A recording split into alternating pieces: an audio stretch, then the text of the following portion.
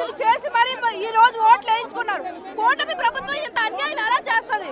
అది చిన్న దానికి కూడా మార్క్ ఉంటే ఇన్వాలిడ్ అని చెప్పింది. దాంట్లో కూడా మాకు ఎవరికి పెన్లు పెన్సిళ్ళు ఫోన్ అలౌ చేయకుండా 14 తాలూకు కలర్ పెన్సిల్స్ లోపలికి ఎలా చేసి ఎలా చేశారు? ఏ విధంగా పెన్సిల్ తో మార్క్ చేశారు? ప్రతి దగ్గర కూడా ఒక్కొక్క ఏరియాలోని ఇలా గీతలు పెట్టడం కానీ లేకపోతే రౌండ్ చేయడం కలర్ పెన్సిల్స్ తో yellow green brown black colour pencils తో మార్కింగ్ చేశారు. ఇలా చేస్తే ప్రజాస్వామ్యం ఇంకెప్పుడు బాగుపడుతుంది?